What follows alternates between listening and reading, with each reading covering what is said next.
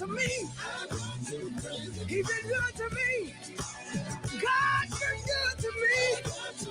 Oh, oh, I wanna praise. Clap your hands if you got anything to be thankful for. You ought to count your blessings. Woo. One by one. One by one. Yeah, yeah, yeah. Ooh. Hi, I'm Michelle Pitts. I'm inviting you to tune in every single Sunday on WNOV 860 at 2 p.m. until 3. Tune in to the New Pitts Mortuary's Gospel Hour, and certainly you won't regret it. The New Pitts Mortuary is located at 2031 West on Capitol Drive, and we can be reached at 414-447-6000. The New Pitts Mortuary. And certainly we want to say on behalf of myself, staff, and management of the New Pitts Mortuary, we thank you so very much. God bless you. Hello, this is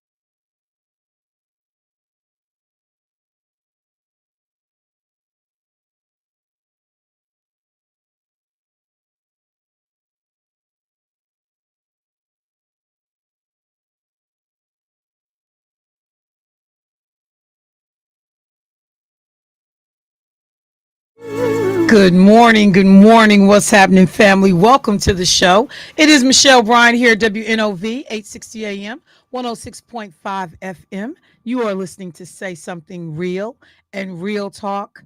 I love that song that was just played. I want to Who tell is my that, may I ask? that's Black Violin featuring Really? Layla Hathaway. Oh, boy. And when I tell you their new album dropped, when I heard it's two songs. One is called Smoke. As soon as I heard it, I said, this is for Debo. You gotta listen to that song, Debo. Okay. Because it has like a blues feel to it. Jermaine, can you pull it up and when we go to break? Yeah, I'd what they love do to with a hear it. violin on that song is craziness. Wow. And so I thought of you instantly with the first time I heard it. But that song right there, Beautiful Day. Though the rain is falling, the sun has its time. You know, it like Ain't that something? literally just the idea. Another lyric in there says, if you ain't where you want to be in life, it's up to you, you know, to make that change, figure out where you want to be. And just the idea that we ain't promised tomorrow, do this thing today, live your life today.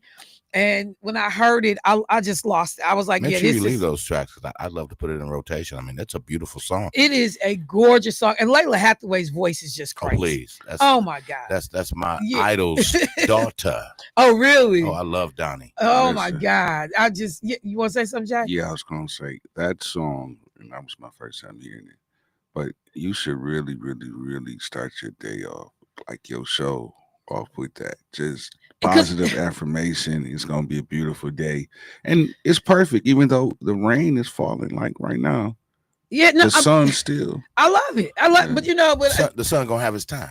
Gonna have his time. because you need both. You know, you like Yeah, people that say, you song gotta have this. I don't know if the listeners like us starting off all positive like this and stuff. They don't really care for this. They don't care for that stuff. Okay, They want this a mess. Well, let's go back to it. Well, you know let's get to what we do. Ask me a question, Shell. You know what? Respectfully. I'm gonna tell people like this: you gotta have diversity in your life. There you go. There you gotta go. know how to make moves. Enough of that diversity. Let's move on. You gotta have you gotta be able to have some diversity in your life.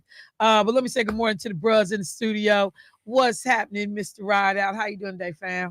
Well, I'm on day 3 of my Redeem tour. He lied.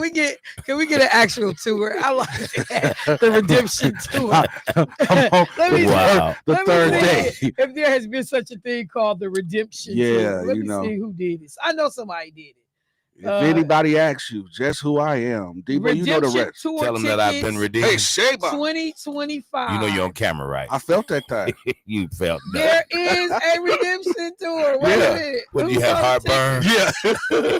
Who is on the ticket? Wait. No, man, I think that concert has been canceled with Kirk Franklin and all of them. No, I didn't. Is that not redemption with tour? Kirk? Okay, I guess. Yeah. That was been canceled. There was, but it was 2025. Yeah. It was called the Redemption Tour. Man, that's crazy. See, so now I gotta pick it up. You done picked it up. Yeah, Doc, I've been redeemed, and this is 3 days straight. Okay, 3 days straight. And Debo, Jermaine, if anybody asks, you cannot be on the redemption tour while the mic is open, and when you close the mic, you become somebody else. Hey man, that's between us. One damn thing right here. That's between us, brother. You can't spill what happened. Still working with him. Thank you. Yeah, the Lord is still working on. He's a work me, in man. progress. Yeah, and from 9 to 5. I promise. One of my friends, she's so raggedy. You here at 5, man. So what happened? Every time she does something, hey, he working with me. Hey, but look now, work on me.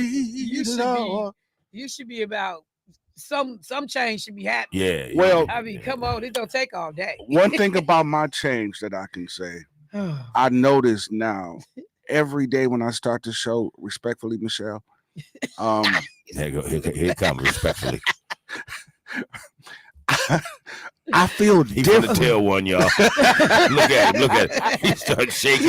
You ought to get tired. I felt something bubbling in my soul. You ought to get tired. But listen, I want to say, Michelle, respectfully, I'm happy to be here. I'm grateful to be here.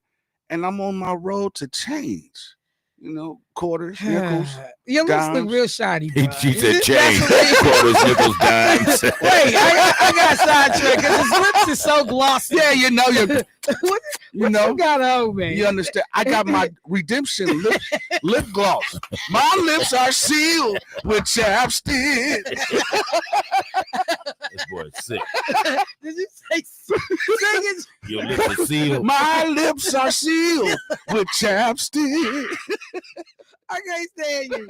Oh my God, but they so glossy. I'm like, dang, his lips ain't look like nothing- Rick hey, James listen right here, now. man. Like, Ain't nothing about being, So your you lips want to look be like wet. they You look understand like me? Rick James. You gotta You know, be Rick James had to wet and the juicy. flow. Yeah. Yeah. He always looked like he was doing something. Love them and beat them. Love them and beat them. Yeah, I always change the words. Hey, we're not gonna sing that. What are you Give it, That's what I used to do. give it everything we got going on with Puffy. We not singing that right now. Good morning, Mr. Debo. How you doing? Yes, this morning, top of the sir? morning to you, Man. Michelle. I'm going to leave you to his foolishness. Thank you for checking in with me. I'm great. You know what? Move I right like on, that. please. Keep it moving. That's the way you do that. I appreciate it. All right, y'all. A lot to get to this morning. It is a full day. No, Michelle, I'm sorry. Somebody just chimed in and said she lied already. I'm sorry. Oh, that's I tell you what they saying on the chat. They said she lied already. Already. And You you ain't know even what? said nothing. Tune in, because it's gonna be a whole bunch more. Stay tuned. Tune in. I ain't even on it today. Tune right on in. We got you. So a lot to get to today. In the 8 o'clock hour, we have Milwaukee County Office of Equity coming in for their monthly conversation to put us up on, I was about to say put us up on game, put us up on information, Game. Stuff that we can use to better help us navigate our situation here in the county and get to that point where they say we are dealing with the determinants of social determinants of poverty and, how we balance things out. So we will be talking to Milwaukee County in the 8 o'clock hour. But a number of things I want to try to just roll through this morning in relationship to some stuff that's happening. First of all, let me say this. We talked about last week the incident involving Rufus King High School's track team, who was up for a track meet, and they were up against Waterford Union High School. And there were parents that were posting that the children on the Rufus King track team had been subjected to racially charged behavior, racial slurs, references to them being gang members, even some of the refs, according to some of the family members, parents of these young people that were there, said that they were treated discriminatorily by even some of the refs. So Is that like the cause, or when you say that, it's what do you mean? If you could elaborate there. When you said the refs, is it that they weren't making the calls they should have made? No, or like calls? actually just in talking to the kids, some of the comments were stereotypical, racially charged, like wording of the way they said things. So a letter from Waterford Union High School has confirmed allegations of racist behavior. And I'm taking this from a story that Gideon did over. No, I don't think Gideon did this story, but from TMJ4. They had this on, I think it was last night. But a letter from Waterford Union High School has confirmed allegations of racist behavior at a recent track meet nearly 2 weeks after the Rufus King track team left the event early due to reported racist remarks. The internal investigation by the Waterford School District involved more than 40 interviews, reviews of video footage, confirming multiple instances of racially charged comments and stereotypical behavior directed at athletes from Rufus King High School. According to the district's findings, volunteers were intentionally mispronouncing students' names. Middle school students were referring to Rufus King students as gangsters, and WIAA meet official used racially insensitive language directed at a King athlete. So, what they said, the summary of findings: racial slurs and stereotypes, confirmed instances of racially charged comments and stereotypical behavior, mocking students' names. Reports indicated that event volunteers intentionally mispronounced these students' names. The language used was inappropriate, but not explicitly racial. Gang references. Milwaukee school. I'm sorry, middle school students were observed mimicking gang signs and referring to the King students as gangsters. Racist remarks toward visiting team member, a Waterford student not on the track team, made highly offensive comments towards a Washington high school athlete. Multiple witnesses overheard the incident. A WIAA sanctioned meet official reportedly used racially insensitive language directed at a Rufus King athlete. Immediate and long-term actions. They are planning to hold students accountable and report incidents to external agencies for further review. A student dialogue session over a shared meal will be facilitated to promote understanding and reflection. They have forged a partnership with Racine County leaders, okay, including District 9 Alderwoman Grace Allen and Walter Williams, Director of Department of City Development for Racine, and a co-plan, a community event focused on education and unity. An official apology was delivered to Rufus King High School by the administrative staff over at Waterford High School. Event officials and meet clerks will be retrained on culturally appropriate conduct. And, so that's supposedly going to be their response to what they're going to do. But as far as I'm concerned, it does not go far enough. There was a letter that was sent, a joint statement from Milwaukee King High School and Waterford Union High School to our students and families and community on May 27th. Student, athletes, coaches, supporters from southeastern Wisconsin. So they just talk about it. Following the meet, blah, blah, blah, initiate internal investigation. Waterford Union High School leadership met directly with Rufus King High School administrators, coaches, and student athletes to formally apologize.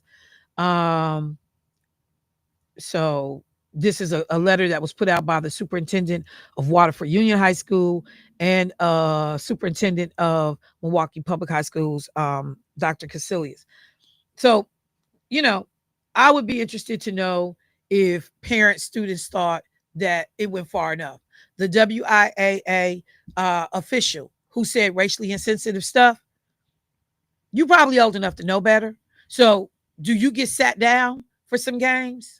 I'm not just interested in you going to training because you knew what you was doing. I don't care what nobody say. The climate clearly had been set, and these kids are going to have an open dialogue, but there are actual other consequences to you doing stuff in which you want to talk crazy to people and behave crazily. And, send some home to their damn parents about the way your kids was behaving, because they probably getting it at home. So, yeah, I wasn't real thrilled with what I saw. It's a step. But in order to deal with this stuff, you have to send some strong messages, because if them kids have been saying anti-Semitic stuff, if the WIAA official had did some anti-Semitic nonsense, you wouldn't be on that field. You wouldn't be on that field. And so we as a community have to continue to hold people accountable. There ought to be real consequences. Not damn we just sitting down and breaking bread and having a conversation. And send these damn parents of these kids something saying, your kid come to school with this BS, you're going to need to find someplace else for your child to go, because we're not going to tolerate this. When people talk about a zero tolerance policy for violence, we got kids being put off college campuses right now because of, expressing themselves about things that are real. So when you got kids and these kids are young, they need to be taught, they need to be educated, but there needs to be consequences. I want to know, if you identified the children who were doing this, what was the consequence? What was the consequence? All right. So I got some callers on the line. Let me go to the phone line. Hey, caller, what's happening? Good morning, Michelle. How are you? This is Angela. Hey, good morning, Angela. We'll talk about that situation I talked to you about yesterday, but that song you played this morning brought me to tears. But you know what? I had a hallelujah shouting time in Bible study yesterday. I go to Bible study every Tuesday at Jerusalem Missionary Baptist Church. I got an awesome pastor, Donald Is Sims. that a shameless plug? So anyway, Yeah. Yeah, that's what it was. what? Go ahead, Plug. Angela. Debo, Yes, dear. I love you. I love you too. Thank you. I love you. Not like right Jermaine out. loves you though, but Don't be jealous. Okay, let's go. What else? Michelle. But anyway, speaking on what you speaking on with children, like my daughter, the one I'm having, but my grandchildren that live in Two Rivers, they go to an all-white school, and my grandson is gay, and his sister was standing up for him. They kicked my granddaughter and my grandson out of that school because the kids were white, was calling him racial names and calling him fag and all like this. And they stood up for themselves and they tried to jump my grandson. So my granddaughter defended her brother with him. But they kicked my grandkids out of that school. Now they got to be homeschooled. They can't go back to that school, but didn't nothing happen to the white kids. This would be great, when there is an NAACP that one could call to be able to reach out and say, hey, can you help us, have a conversation with the school district to get to the heart of actually what happened up here? We can't just let people get away with doing this stuff. The bad part is being able to utilize legislators because here in Milwaukee, it's been many a time that Senator Taylor, State Representative Keisha Myers, I'm sure other legislators got called by constituents for help with these kinds of things. Lena done been in so many schools around mediation and conversations about racially motivated behavior against Black kids who were going to suburban school districts. It is not even funny. They knew when they saw her coming in the building, she was up there about that. And people don't see their legislators in that way, but those were things that these legislators were willing to take on. So, is it as simple as, okay, y'all put them out and we just move on? Reach out and figure out, call a state conference of the NAACP, Wendell Harris, and say, hey, I need y'all to put your eyes on what happened in Twin Rivers with my grandkids and ask for a meeting with the school. You ain't got to just let that ride. You don't have to just let that ride. Mr. Harris and I do not get along. He is a double-sided coin, so I can't call him. But another thing, where I live let me be clear. Let me be clear. Business is business. I understand that. So whether I get along with you or not personally, this is business. Okay, do business. So I understand. I got you. Another thing, I called the police last night about 10:15. I laid in my bed.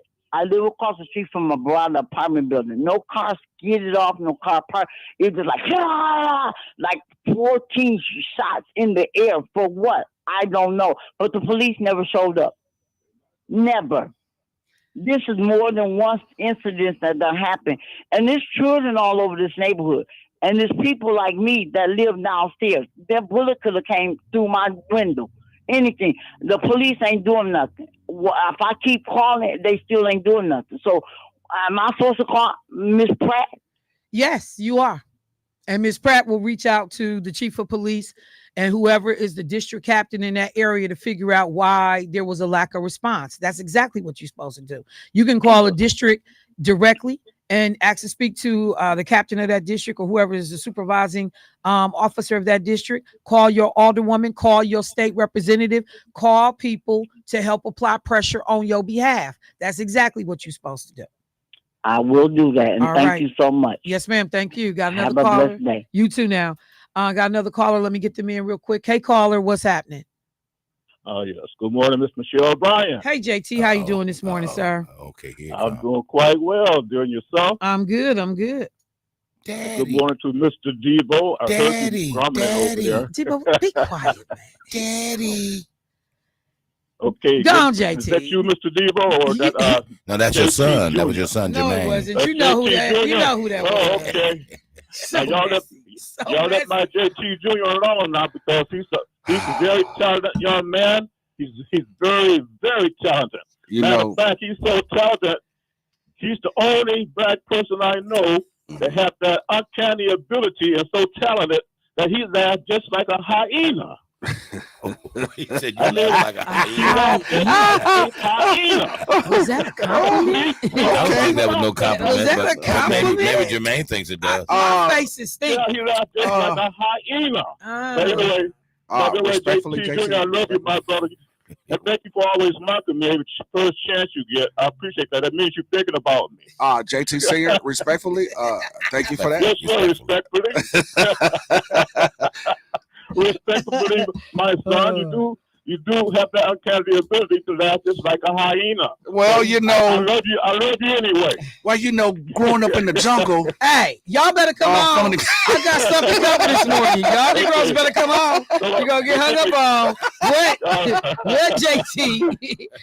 I was just ready to say, Michelle, it's just interesting because we always had this incident in the suburbs. Every time my kids go out there to play any type of sports with them, of course they show their true colors.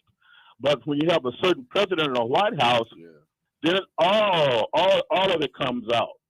The Ku Klux Klan attitude, the Nazi attitude, and all that comes out big time because who's in the White House? Right. And they figure they be that bold. So yeah, you're right, Michelle. It's just a shame, but what you said yesterday, we have to get together. We have to get together to fight these people back. Otherwise, we're going to be in trouble. By the way, Michelle, thank you so very much. And everybody have a good day. All right. Thank you, JT. I appreciate the call. All right, family. I'm over my time. I need to rush to a break. I'll be right back.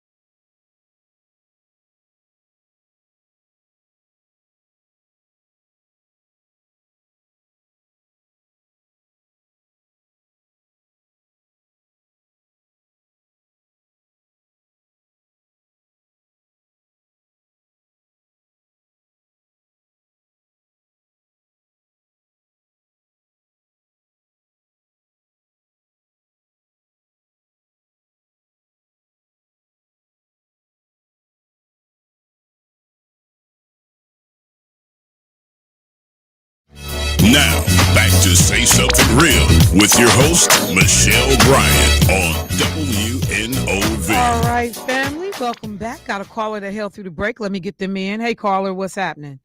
Good morning. First thing I want to say, there is no dinner that can replace anything of a seed that was breeded to be tainted, that was raised and grown to be a shoebill peckerwood.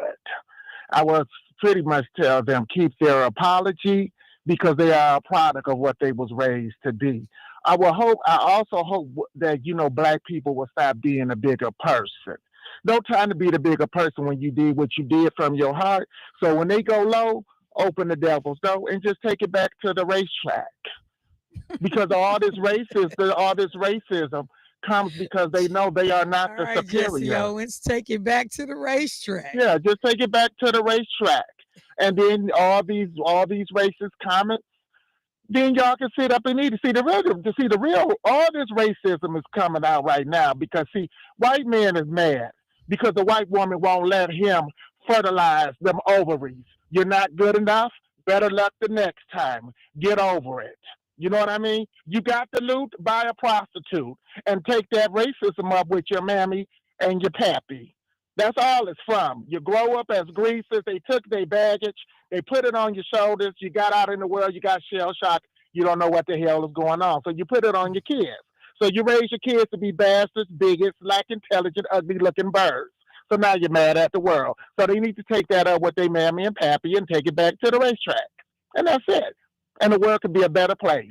But this is all comes from the lack of the point. Nobody want to have their babies. Nobody want to breed their seed. You ain't never been good enough. Maybe it's something in your household, or maybe you need to go to your OYGBYN or your family care provider. Have a great day. Bye-bye. Thank you. Thank you.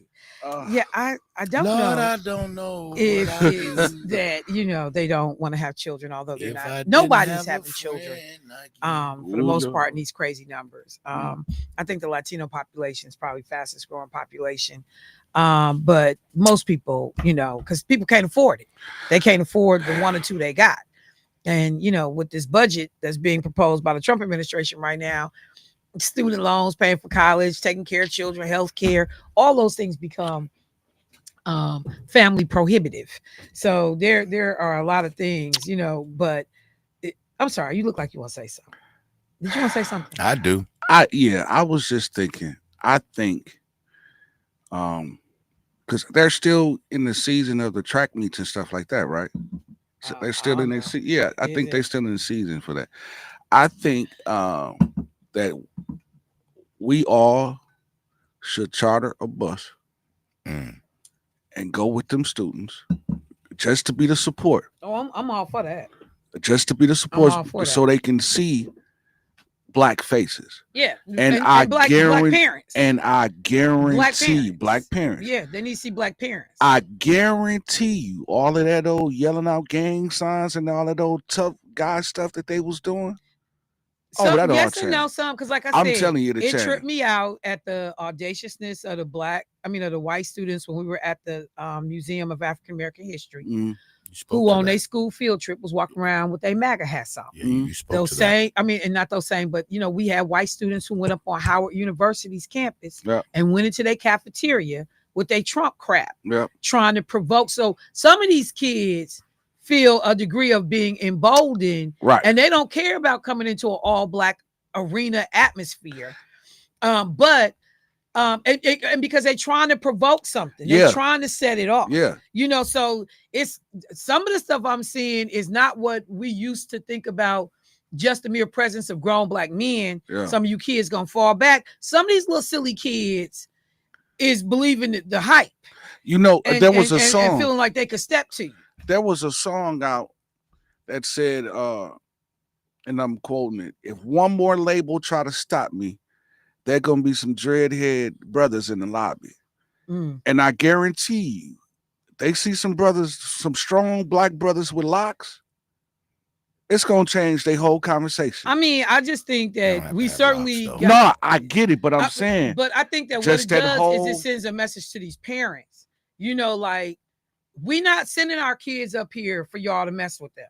We will follow them up here. As I said, I read that comment from that mom who said she felt uneasy, but she left her child because I guess she had to go to work. She had something else to do. And I'm like, if I felt uneasy, Man, my ain't no child had way. to leave with me. Hey. My baby ain't staying up here. Either that, and I'm gonna be or we pressing the coaches, get our kids from up here, man. Cause see, I'll tear up all of this and be in jail up in Waterford. Hey. So let's come on. Let's pack money. it up. Me and you both, Shell. So look, let me just say this, because there are some days, some of these stories you talk about, they physically make you sick. Yeah. I haven't been able to bring myself to talk about the 2-year-old child that was physically abused by this person that, in a rage of jealousy, because it's such a disgusting story. Unbelievable. And it just makes you sick to your stomach. Unbelievable. There is a meeting happening today with the president of South Africa and Donald Trump here in the States at the White House. What? Yeah, I saw that. And Donald Trump is planning to talk to this president about, he does not like the expropriation of land in terms of what was done under apartheid and white folks stealing, taking, illegally grabbing land of Black South Afrikaners and seizing it for themselves. And now it's been in their families for a generation or two. And Trump does not like that. Okay. In 2018, he was supposedly going to be studying how to stop the country of South Africa from getting back land that was illegally seized from Black folks when apartheid happened.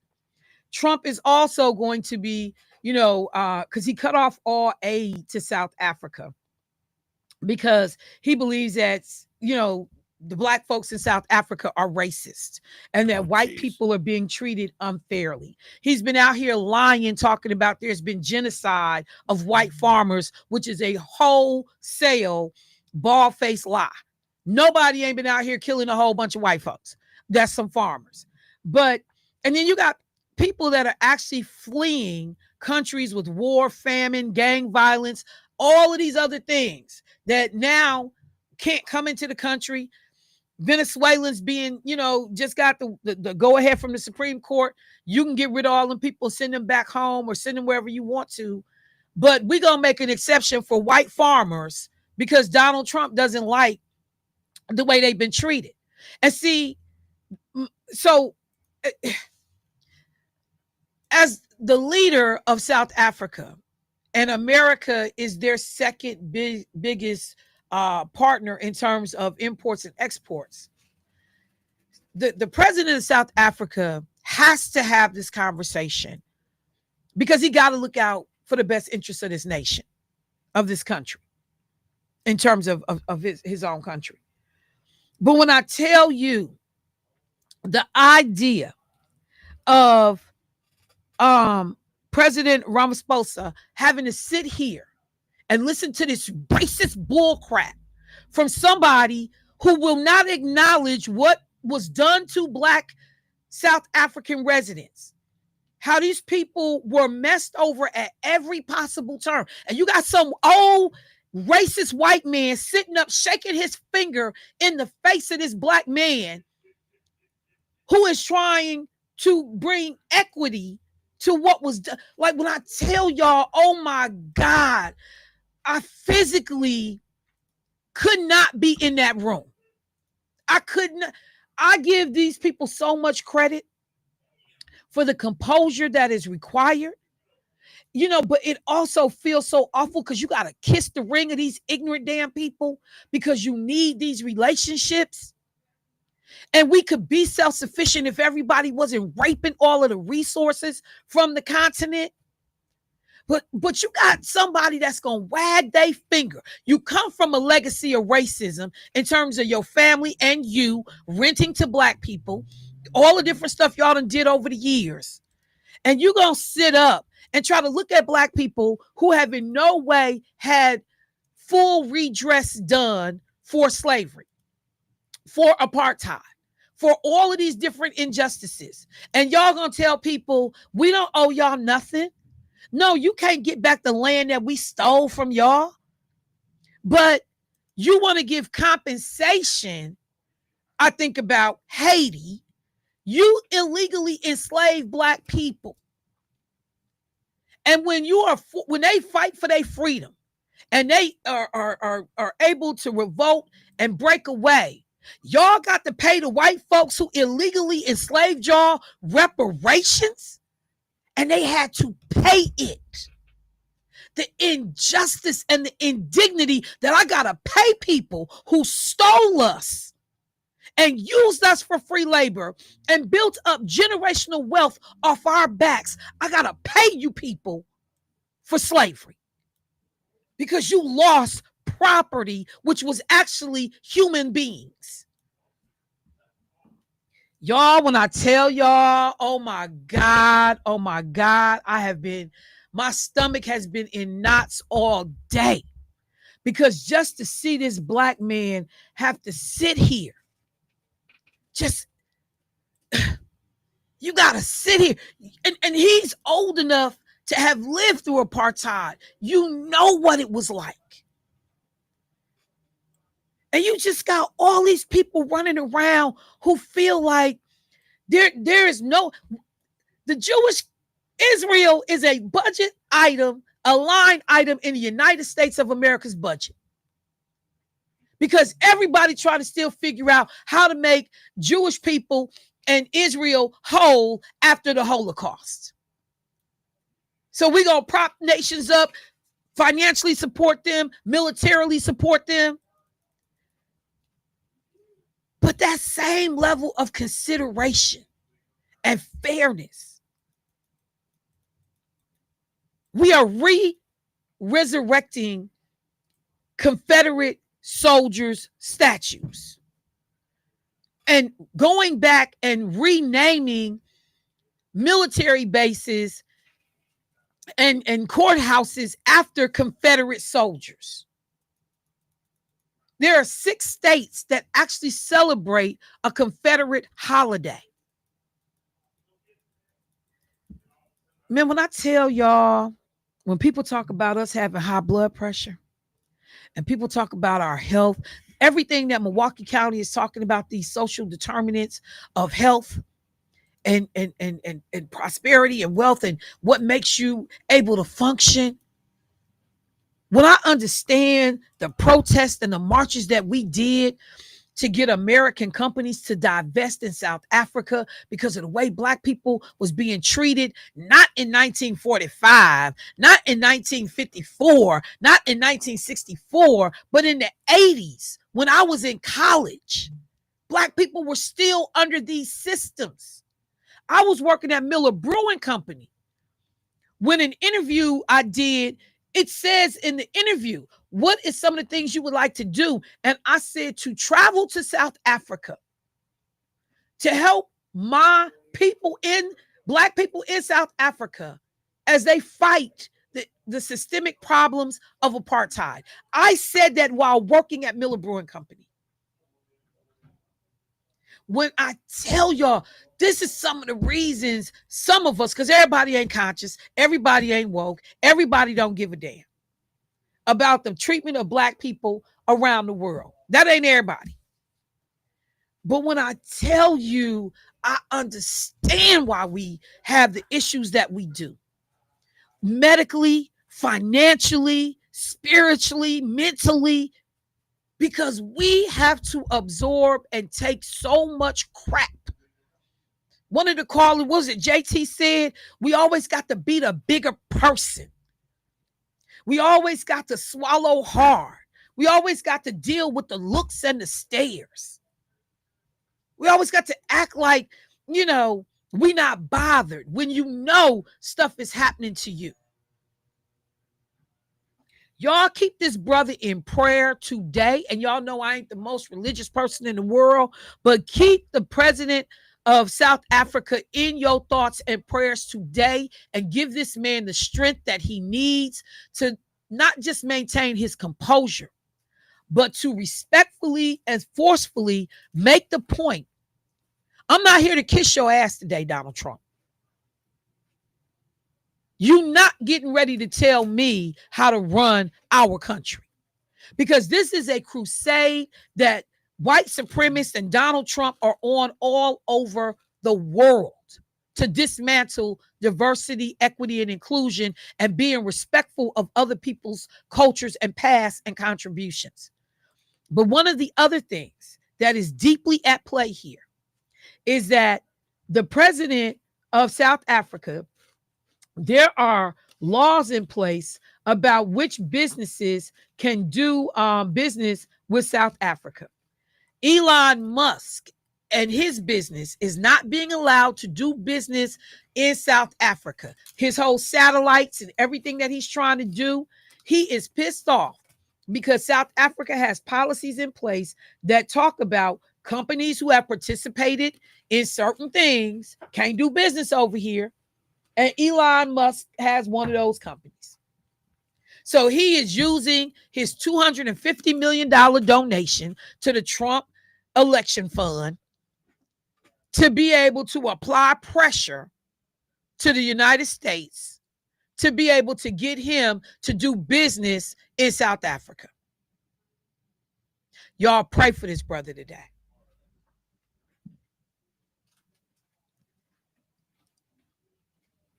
That god awful feeling. Because we've all been on jobs where we had to take stuff or deal with stuff and you knew it wasn't right, or you knew it was racially motivated or it was suspect, but I got to pay this damn mortgage. I got to pay for daycare. I got to pay this We Energies bill. And so you just swallow hard. And you got people who have had every opportunity, have had the upper hand since this nation was founded. Since it was founded. Just by virtue of their skin color. Now, if your life didn't turn out the way you wanted to be, that ain't got nothing to do with black folks. That ain't got nothing to do with Native Americans or indigenous people, Asian people, Mexican people. That's your mess. That ain't got nothing to do with people. But you unhappy, so everybody else got to suffer. Or you've just been made to believe you better than people for no other reason than the color of your skin. When I tell you that man is on my mind this morning, because it couldn't have been me. I'm not coming to the White House for that. After the way he dressed down Zelensky from Ukraine and acted a fool, y'all, this is going to be a wholesale circus about how he can handle this black man this morning. And so I was listening to Karen Hunter yesterday, and she was talking about Wes Moore, the governor of Maryland, and him saying no to the study bill on reparations. And Karen Hunter took this approach that, y'all cut him some slack, basically, read what he said. There have been all kinds of studies, and, Ta-Nehisi Coates talked about how to deal with reparations. Other scholars have talked about how to deal with reparations. There have been a ton of studies. We are now ready for action. And that's why Wes Moore is not, didn't authorize the bill to have the study committee in Maryland. And one of the first things I had to do is just fall back. And I wish I had had time to call in and say, Karen, how many studies have happened in Maryland? Because these are state dollars and resources that are going to have to be spent to address slavery in Maryland. There is no overarching 30,000-foot plan that Ta-Nehisi Coates or other scholars can offer for the state specific of Maryland. Maryland got to deal with Maryland. And with Maryland being one of the original 13 slave-holding colonies, states, they got to have a study. Because they got to look at individually as a state how they benefited from slavery. Yes, you cannot use the recommendations of, general scholars and thinkers about how you deal with Maryland specific. The impacts of slavery in Wisconsin and Maryland, two different things. Because we didn't have legalized slavery, but you could still be enslaved if you came here with people that owned you. You understand what I'm saying? So even though I have a huge amount of respect for Karen, I was listening to her like, you can stop giving him cover on this, Karen, because this is not right. If you have ever worked in the state legislature, you know anything he talking about doing, these are state dollars. You need to understand what the impact of that's going to be. And I just sat and I listened and I shook my head. Stop trying to give people cover. You could still do everything you're talking about and allow a study to go forward. And then somebody said something that made me think. Wes Moore's mother is actually from Jamaica. And he was born here in the States, but his mother's from Jamaica. His father's grandfather actually had to leave the U.S. because they were getting ready to lynch his great-grandfather. So they left the country. There is something to be said when you listen to the way Black people from other parts of the world interact in the United States. That whole military and service and the pride that comes with that. But, you got Black soldiers who understand I went and fought for this country and got spat upon and beat when I came back in my uniform. So we look at things a little bit differently. I don't know if any of that plays into how Wes Moore thinks about these things because he's been very clear. I understand the brutalities of racism and systemic injustice. I do. But we're going to stop giving people passes when you can't figure out how to do the hard thing. There was no reason why the study committee couldn't have moved forward. None. Yes. Can you hear me? Can you hear me? Yeah, I can hear you. So every now and again, I like to share what's going on in the chat. Okay. So there's an individual who said, shocking, another Trump segment, yet nothing about Wes Moore. Now wait, but let me finish. Then one of your, folks that speak on your behalf said, you spoke about this yesterday. Keep up. They be defending you out here, man. They're fighting on here. Well, I mean, all you got to do is wait, fam. It'll probably come around. Most of the times I've already hit it. Let me take a break, try to calm down, but I'm going to tell y'all again. And when somebody says yet another Trump segment, it needs to be a Trump segment every day for the damage that this clown is doing to this country and to our community. That budget that he is introducing, devastating to many people. So yeah, I could do Trump all day. I just get sick and tired of talking about that clown. Let me go to a break. I'll be right back.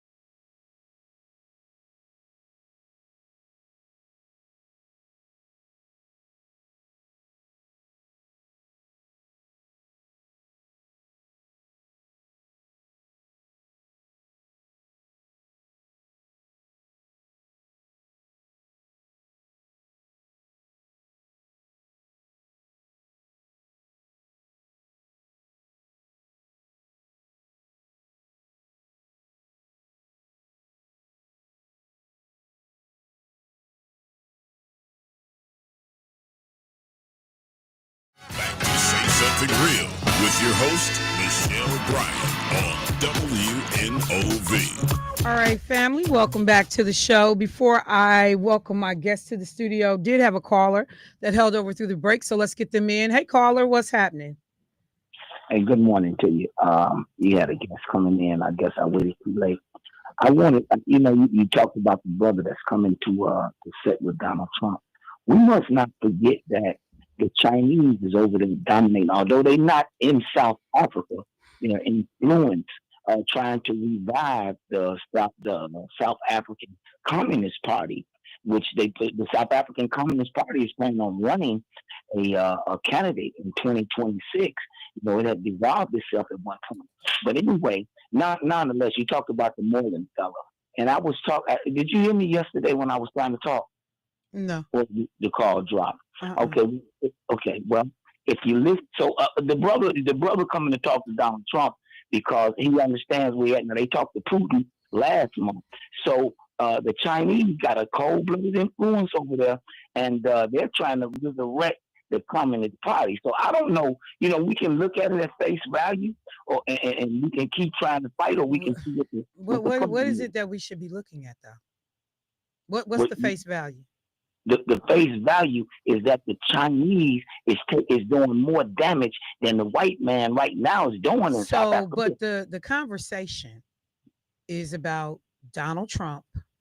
Yes. Allowing 59 white South Afrikaners to come to America when he I wonder is if they're going to pay that $5 million. When he is expelling people of color from this country who are fleeing real situations. Well, that's the conversation. That aid was cut off to South Africa because Donald Trump, at the behest of Elon Musk, who is upset that South Africa will not allow him to have his satellite company in South Africa because of past transgressions. And so why you were calling in here to tell us, wait, don't pay attention to what our country is doing. Pay attention to what China is doing is unacceptable. No, that's not. It's unacceptable because as Donald Trump tries to sit here and tell the black president of South Africa, damn what happened to y'all in apartheid, damn what happened to y'all with land being illegally stolen from y'all, damn what happened to any redress, compensation, the land being returned. Y'all need to leave these people alone who comprise 7% of the nation's population, but own 72% of the land. And you lying on the president by saying that they committed genocide against white farmers. Meech, I'm going to let you go, bruh. Because as usual, I hang up on him. Because as usual, you on some BS. As usual. Look at China. Don't look at us. Look at China. Don't look at our president. Don't look at what we are doing. Don't look at our racism. I don't know where they find you Negroes. I just don't know. Let me, honey, what they say, the Lord send you something, and here is Jesus sitting in the studio. Thank you for having me. Hey, what a way to get started. I'm just saying, come on, man. Hey, look, we got company, and y'all had to say, hey, sometimes you go to people's house, you be like, take the wheel, Jesus. Take the wheel. I didn't know. I didn't understand. Let me say good morning to the folks from Milwaukee County Office of Equity. I'll start off by greeting none other than Miss Samaya Clark. Hey, Sister Clark, how you doing this morning? Hey, I'm fine. So I don't know how to transition, but what I will say is the Office of Equity, we are focused on what's happening here in the United States and specifically what's happening here in Milwaukee County. Well, I'm going to tell you, I did make, before you guys joined me in studio, I talked about the fact that when you got like Milwaukee County Office of Equity looking at the social determinants of health, and I used the situation with South Africa and the president because I'm saying my blood pressure is through the roof just thinking about what this brother is getting ready to endure this morning, because you have to be able to advocate for your country. You have to be able to advocate for your country. And the things that we as people of color absorb and take on, and from our physical health being impacted, our mental health being impacted. So when you all are looking at overall, there are all kinds of things that play into a healthy person, a well-being of a community. You know, many of us are just becoming educated to this whole concept of social determinants of health. Yeah. We knew we were being impacted. I knew my blood pressure is high, and it's not just about my diet. Right. You know, it's about microaggressions that I might suffer in the workplace or in the community. But we were never able to frame that in a way that people took it credibly. That they're, and so I actually made that tie-in before you guys joined me in studio, that social determinants of health is real. It is real. And so like, and that's really the leading framework that drives our approach when we're doing our work. So when we think about social determinants of health, essentially those are the things that make, like you said, people healthy, but also your community is healthy. So I had an awesome conversation with a high schooler last week, and because she just moved to Wauwatosa. Okay. Black girl. And she was like, I was like, well, do you notice any differences between, different areas around Milwaukee County? Like, are there some things that, like, what is important to you? And she's like, well, I want my neighborhood to be safe. I want, to be able to get around easily. Yeah. I want to be able to go to the park if I want to. I like to be able to go shopping and actually have, like nice things that I could buy. So all of these things are related to social determinants of health. It's essentially the things that make a community healthy, that allows families and people who live there to thrive. So do you have access to healthcare? Do you have access to transportation, safe, affordable housing, all of these things? So the work that we're doing in our office, and when you think about the county's mission and vision, it's really to be able to see what we can do to improve the quality of life for people who live in Milwaukee County. Well, I think that it was a great segue. And I think helps to explain some of the angst and the conflict that we even experience on just a day-to-day basis, whether it's direct or indirect. You absorb and take on some of these things, and it can put people in a position where they're not moving. Right. And so having people to say, hey, we understand, and let's help you understand how to move forward. So with that, it gives me great pleasure to welcome this young man back to the show. Hello, Jesus. How are you today? Doing very well. How are you doing today? Good. Take a moment to introduce yourself to people. Let them know your title and what you do with Milwaukee County. Yeah, so my name is Jesus Ochoa. I am the planning manager at Milwaukee County Transit System. So our division is the planning division and the service development department. So what we do is we take a look at our routes, our service levels, and we make changes to our routes to, follow what's happening here in Milwaukee County. Our business is moving people to, jobs, to school, to hospital appointments. So, we're really excited to really talk about our Move 2025 project. And, it's so funny, as a result of having you guys come in monthly, I just pay attention to things a little bit differently. And I was telling folks, I think last month, I might've mentioned it when I was in Philly. As soon as I landed and got off the plane, was in the Uber on my way to the bed and breakfast I was staying at, something pops up on my phone. Like, you can pay for public transit, with your cell phone and your Chase account. And I'm like, I text county executive right away, like, do we have this? And he was like, yes, Michelle, it's called Wisco. I was like, so you just see, and then you pay attention to the way other communities move people and the different modes of transportation that's available. I know when we were talking about the DNC and the RNC conventions coming here, one of the first things we started talking about is, can we effectively move people around? So it does become critical. And then I think about employment opportunities.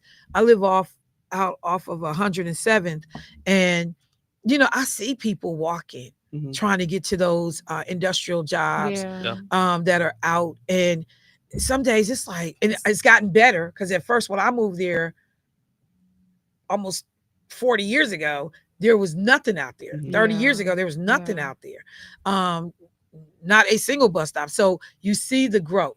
But you just understand that transportation can be a deal breaker or a game changer, depending on how you look at it. So just real quick, Jesus, because you look so young. How long have you been with the county and in this role? So I've been with MCTS. It'll be 8 years in November. Started off as a transit planner. Did you start right after high school? No, I started after graduate school. So I went to UWM for a master's in urban planning. Okay. Started at MCTS in 2017 in transit planning, and then now I'm in the manager role. So seen a lot over a couple of years, but I've also seen a lot of great projects that have connected the community. So let me just ask, because you hear that phrase urban planning, Yep. and it conjures up different things depending on what your frame of reference is. Sure.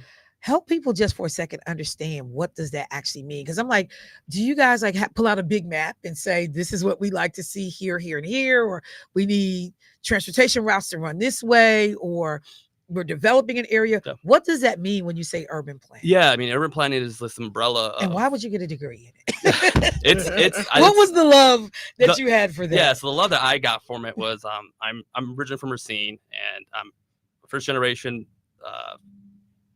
U.S. citizen here. Parents are from Mexico. Okay. I was interested in why people like me, people that look like me, how do you help inform decisions? And so that's what really drove me to pursue urban planning. I took a couple classes in my undergrad. But urban planning is a very broad field. Okay. I'm in the transportation section, and in between the transportation section, you could be a planner in transit, like I am. Okay. You could be a planner in pedestrian, bicycles, more of the micro level, right? Okay. You could be a planner within city development. You can be a consultant planner. So it's a very broad field. But what really drove me towards it was being able to speak to someone that looks like me, that may have the same background as me, and kind of show them that you can have a voice in a lot of things that impact the entire community. So that really drove me. And this into that field. and this huge. First, thank you for sharing that, because it is huge. But I'm just a person, I always like, the backstory always interests me. Like, okay, how we get here, and what drives the passion. So there was a project, Move 25, and we had some different comments about it before, residents putting input in, but there will be people that are like, I missed that conversation. Sure. So can you update people on Move 25? Yeah, so Move 2025, it started late last fall, and where it came from was we haven't really looked at our system in a couple of years. We redesigned our network in 2021. We had our BRT.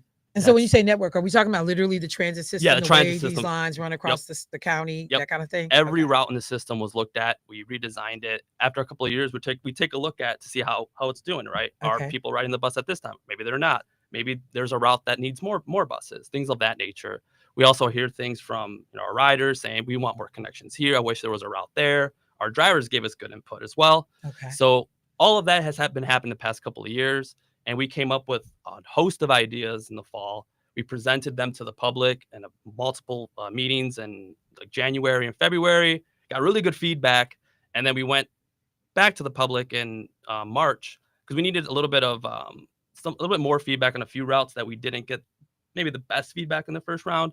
So went back out there, and we just wrapped those up in March, and we're ready to really show the public, hey, this is what we heard. This is what we can do. So can we get a sneak preview? What did people say? Yeah, so a lot of folks really wanted routes to come more frequently, which is, that's kind of what we always get. What's the average wait time between? Does it depend? Like if I'm on Capitol Drive, I may see more buses, so I got a shorter wait time. Correct. Okay. Yeah, so in the system today, we have 16 routes that come every 15 minutes or better. Oh. We coin that high frequency. So Okay. that's something you can rely on. You can walk out to that bus stop, and a bus will be there. 50, every 15 minutes. There Okay. are some routes though that don't deserve 15 minutes because it's just the ridership isn't there. Okay. So like the red line right out here, you have thousands of rides per day. We have routes that, they deserve a couple of buses, but there's maybe 200, 300 rides per day. So Okay. we take a look at all those numbers over time. Wait, you just made me think of something. Yeah. So when you say this one route may have 200, 300 rides per day, how many people ride Milwaukee County Transit every day? About 75,000 to 90,000, depending on the day. So 90,000 and during weekdays, and on the weekends, it obviously trickles down a little bit. But yeah, that's 90,000. Is that about 30% of the county's population, or? Our service area covers 650,000 residents, and the county's almost 9 almost like 936, something like that. Yeah. That's so we cover a lot crazy. of people here in the county. So Okay. providing that access and connections is just the real thing that we've heard, especially in Move 2025. We have a number of routes that will that could run on new corridors that don't today. So that's connections, and for us, access, that's the number one thing, right? You were alluding to earlier, there's areas in the county that may not be walkable, Right. but there's jobs there, right? Mhm. How can we make the buses connect so that folks get a chance to get as close as possible? And as things develop, that's the things we take a look at. How are trips and things changing over time, and how do we adapt to ensure that we're meeting the community's needs? Did anything surprise you from what the community said? Actually, I mean, they were very engaged from the beginning, Okay. and some of these ideas stem directly from feedback from our riders. So for them to come out and say, "Oh wow, like you actually like listened to something I said," right? It's like Okay. that was really inspiring for me because we make changes 4 times a year with the season, so we can't just turn a route a different direction the next day, right? So it takes a little time. So just being able to really communicate that to the public and just kind of have those discussions with them was really encouraging. So, other feedback that people said. I mean, maybe increased frequency of routes. What else did they say? Definitely, they love the connections and like buses going on new streets. Just the simplicity and extending routes. It was one that really jumps out to me is some riders prefer that their route got extended, even if it came less frequently. They said, "I just want that one bus to downtown, or I want that one bus to further west on Wisconsin Avenue," for instance. Today it might come 20 minutes, but if it came every 25, 28, I could live with that because that means I don't have to transfer. So there was little things like that as well that. But how much of this maybe, and this may be a question that's out of your lane, but immediately I think about either the addition of a route, the extension of a route, more frequency of a route, that there has to be a fiscal note attached to some of this stuff. So how much of this is also driven by like budget and money? When sometimes we look at something and say, this is a great idea, cost prohibitive though. Do you run across that?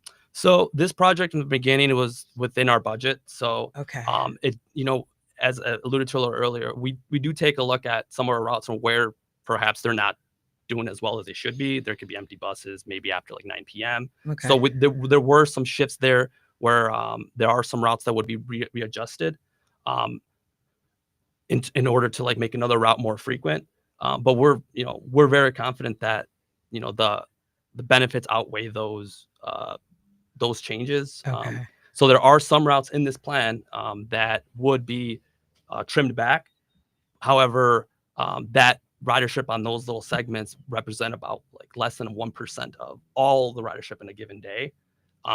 However, those new connections, or we were really intentional about ensuring that if a route became more frequent, that route that may be scaled back a little bit would connect to that route. So all of this information was presented to the public in phase 1 and phase 2. And I think that was the most, that information, like speaking with folks and walking through those things, I think really shed light, because when people see a map and they see like a line that may not go there anymore, they might not know the context behind that, or they may not know that perhaps no one's even riding that segment, for instance. Okay. So yeah. So first of all, I just have to say I'm smiling as I look at you, because like literally your eyes are lighting up as you talk about this. And I'm cracking up like, okay, this is his jam. Yeah. This is what he does. You can see like some of this stuff just connecting as you were speaking about it. And I think that is so, it actually is pretty cool, because you got people that are sitting here making these decisions that really do care about folks, and people receiving a quality product, getting what they need, being able to get access to what they need to make their families better. So first of all, I'm just going to say kudos to Milwaukee County for having you, Jesus, because for folks that are not sitting next to this man, I'm telling y'all right now, it comes through in looking at you speak about it, that like this is something you're very, very passionate about. I'm gonna take a quick break, but when I come back, I want to understand what's next. You talked about we can't just turn things around on a dime. So some of these recommendations, how soon will we see some of them be implemented? How many of them are more long range? So we'll just update people on that when we get back. All right, family, let me take a quick break. Michelle Bryant, WNOV, 860 AM, 106.5 FM, saying something real about transportation in Milwaukee County. And so far, it's sounding pretty good. We'll be right back.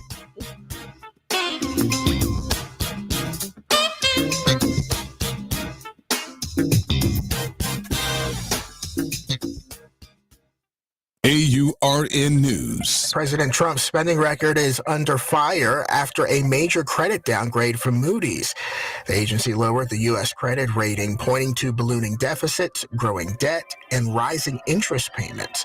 Moody's didn't mention Trump by name, but it warned that federal spending is outpacing revenue and that extending the 2017 tax cuts would add another $4 trillion to the deficit over the next decade. The agency projects the federal debt will climb to 134% of the economy by 2035. That's up from 98% this year. It also expects the deficit to grow to nearly 9% of GDP. Now, despite pledges to cut waste through his Department of Government Efficiency, or DOGE, Trump has overseen a sharp rise in federal spending. According to CBS News, the government is now spending more day to day than in 9 of the past 10 years. For AURN News, I'm Jamie Jackson.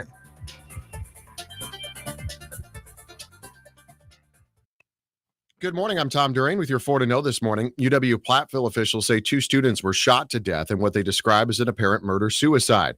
A 22-year-old Kelsey Martin, a Baraboo, was shot and killed, and 22-year-old Callie Helms of Beloit died of a self-inflicted gunshot wound. They were found inside the Wilgus Hall dorm building around 4 p.m. Monday.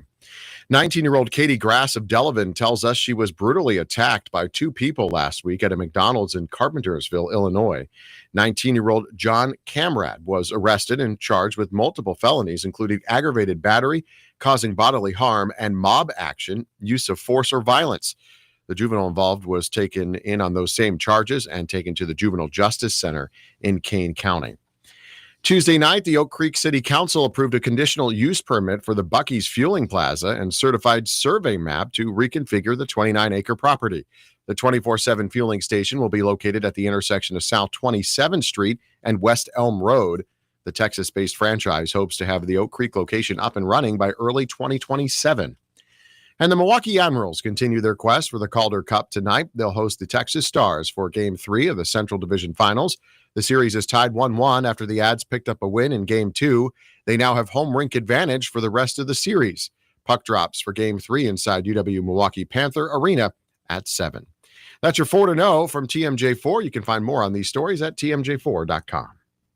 Here's your updated forecast. We'll see periods of rain showers here for today with cloudy skies and a high into the upper 40s.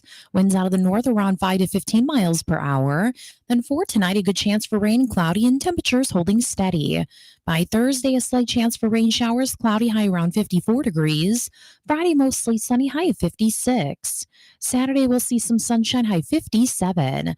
I'm meteorologist Jennifer Wojcicki on AM 860, The Voice. In times of crisis, every act of kindness makes a world of difference. WNOV 860 AM and 106.5 FM have partnered with legendary singer and songwriter Stevie Wonder, Kathy Hughes, founder and chairperson of Urban One, and the Brotherhood Crusade to respond to those in need. We're coming together to provide emergency food, clean water, medical supplies, and shelter for those displaced families, and that's just the beginning. The reality is this is a time that necessitates healing and helping.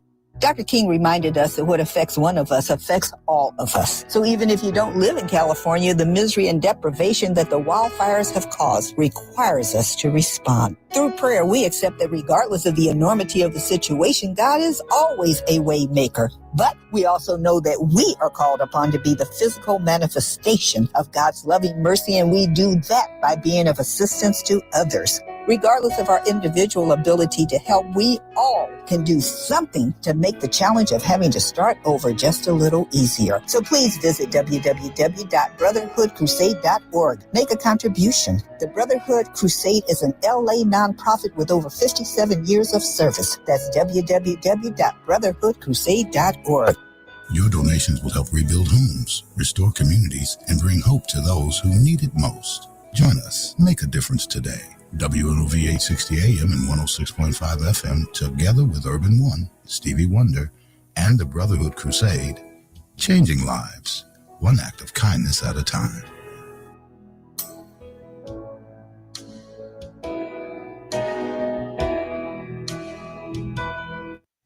Experience some of the most cherished popular music of all time when the Milwaukee Symphony Orchestra presents Let's Groove Tonight, Motown and the Philly Sound, May 23rd through the 25th at the Bradley Symphony Center. Byron Stripling will lead the MSO and an exciting trio of vocalists that include Broadway superstar Chester Gregory, Ashley J., and Brick Liam in a musical sojourn of hits made famous by legendary talents such as Lou Rawls, Marvin Gaye, Diana Ross, and The Temptations. Songs like My Girl, I Heard It Through the Grapevine, and I'm Coming Out will come alive in fun and stylish arrangements that are sure to have you dancing and humming along in your seat. Let's Groove Tonight, Motown and the Philly Sound runs May 23rd through the 25th only. So lock up your tickets right now by calling the box office at 414-291-7605 or visit mso.org.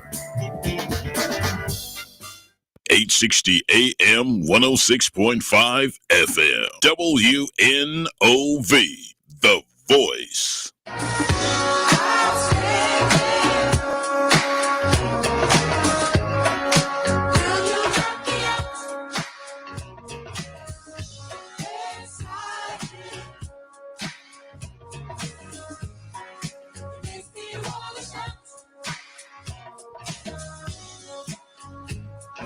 Now, back to Say Something Real with your host, Michelle Bryant on WNOV. All right, family, welcome back to the show. So taking some time to get updates from Milwaukee County, the Office of Equity and the Milwaukee County Transit Division about a project, Move 2025, in which members of the community were invited in to talk about how our county transit system is working, what is working, what's not working, what we need more of, less of, routes that aren't even in existence, but we got new developments going in. And so, hey, we got a population of people over here. And so I'm joined in studio by none other than Miss Maya Clark and Jesus Ochoa. Okay. And so one of the things I did while we were in the break, I went to the actual website for Move 2025.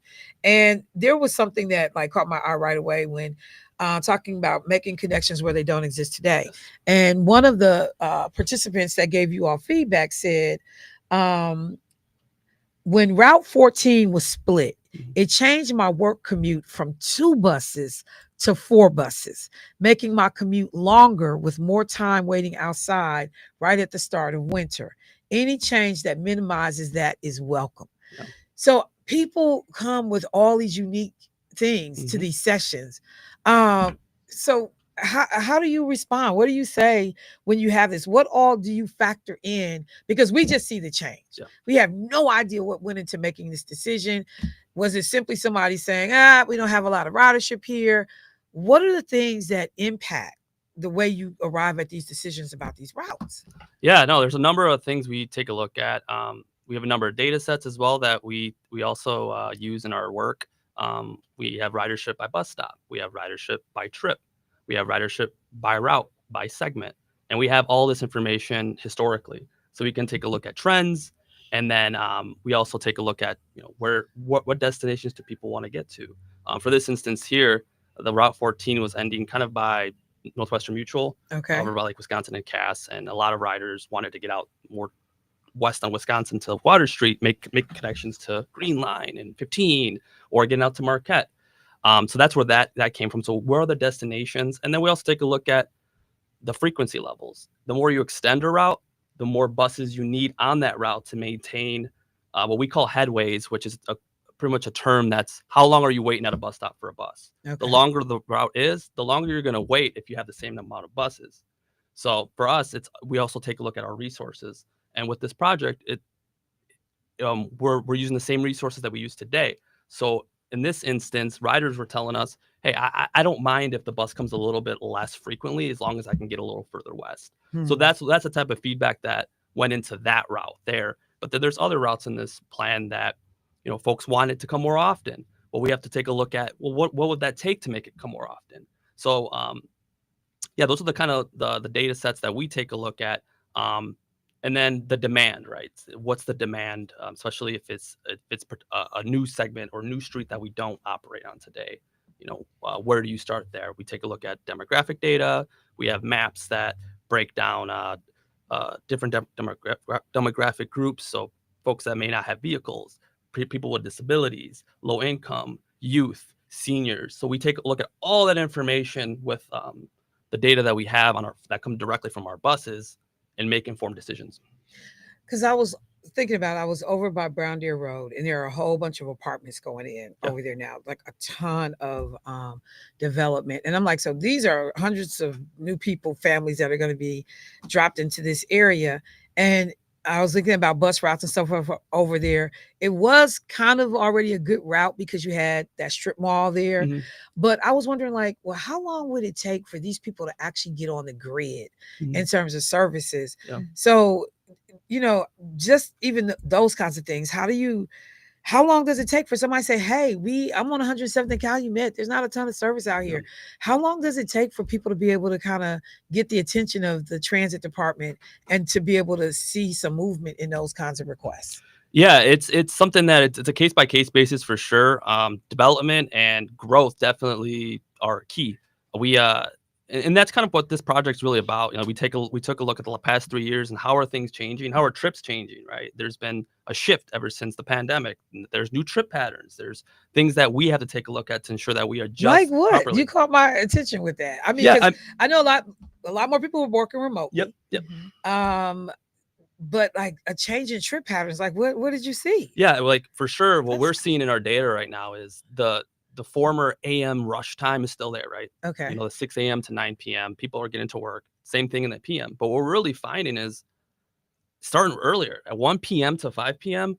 Our buses and our data is showing that, that more people are traveling because there's more congestion, there's more development, there's things that are happening that are maybe outside our control, but we have to adapt to it, right? Good things are happening, right? Like development and housing going up. But these trends take a little time for us to adjust to, right? So we can't, again, like if a new development comes up, we have to wait to see how that impacts transit, right? There's land use decisions as well that can really impact transit. So we know that there's areas that have sidewalks, and at the end of the day, we're a pedestrian when we get off the bus and on the bus. So it's no secret that those areas have higher ridership because you feel safer riding the bus versus getting off maybe on a ditch or something, right? So those are the types of things that we also take into consideration. Some of the things that we consider, but we understand that there's need to get out to those areas, right? So, y'all get off on ditches. They're not sending you out no more. Let me go to the phone line. We got a caller. Let's see if it's relative to the topic. Hey, caller, what's happening? Well, good morning and thank you. Good morning. Good morning. Good morning to the people in the studio. Good morning, Milwaukee. Tyrone W. speaking. Good morning, Mr. Rideout. Good morning, sir. Yes, thank you. Very quickly, I mean, it's interesting what you're talking about, but I'm wondering if you made up the ground because there was a time, I would buy, just so I would have the tickets, I would buy the bus pass and the tickets. I would have the tickets. I had a sock drawer full of tickets there just for myself, my brother, and to be able to share with other people. Instead of giving them money, I would give them the tickets so they wouldn't buy, smoking material or alcohol or whatever. So I would just give them 2 tickets to get them where they're going. Very quick. Yeah, I know they said they're doing away with the paper, the transfers and everything to save the trees and everything. But everybody's not with this, $2 for one bus and all this stuff here. Have you actually, this to the gentleman, have you actually made up ground there for where you've lost? Because I couldn't do it.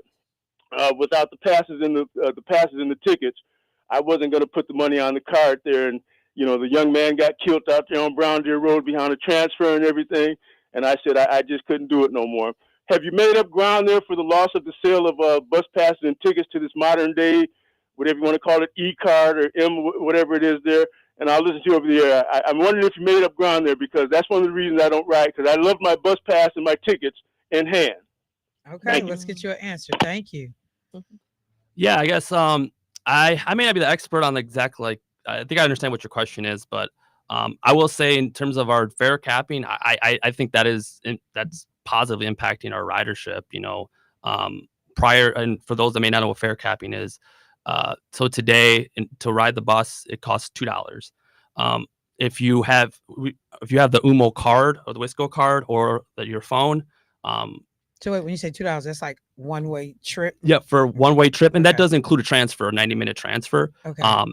If you have that card, or if you have it on your phone, it's account-based, then by the time you get to $5, so if you ride 2 times, you ride one way and back, and then I guess you ride 3 times, the rest of your rides for the rest of the day are free. So I think that's been really, really beneficial. So it essentially doesn't penalize you for not having Oh my God. $72. If I don't have a card, Yeah, you if you don't have $72, which at the beginning of a month to buy a monthly pass, it doesn't penalize you for having that. It lets you build up to that, and then you get free rides. So it's very equitable in terms of the folks that may not have that money up front in the beginning of the month. So for us personally, we think it's a huge benefit. To your question, I probably can't speak to that. I'm not the expert on we know what made up grounds on that, but for us, at Milwaukee County Transit, we see the big benefit. And as a transit planner, that's something that I was super excited about when we introduced that. Okay, so we're at the phase 2 portion. Yeah. So what's next? How does this roll out? When does it get in front of the Common Council to make a decision? And then if they are on board with the recommendations, how soon does this show up in terms of changes to routes or what passengers need to know? What's the timeline on this? Yeah, so next week.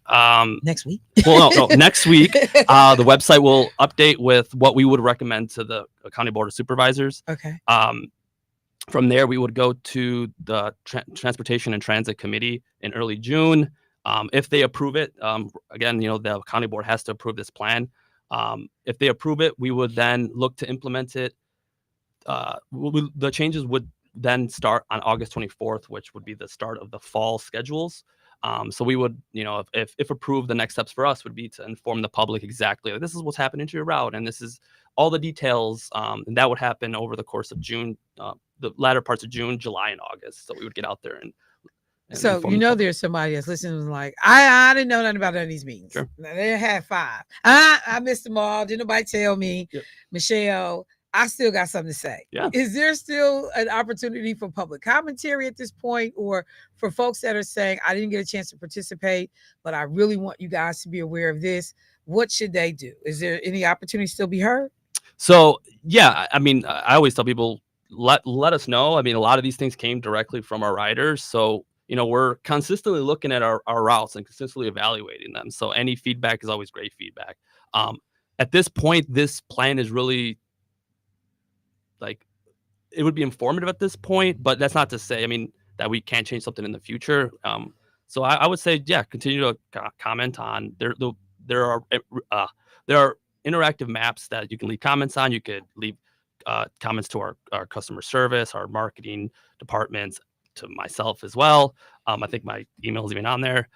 We're always taking feedback, but at a certain point, right, we have to put a plan together. And we're consistently looking at our routes, so feedback's always welcome.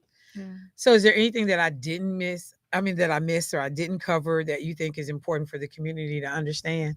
Can I add something? Yeah, go ahead. So Co-interviewer, one of the things I know, I'm like way over here. Go ahead. Like when Jesus comes in and takes the wheel, you just kind of sit back and let go.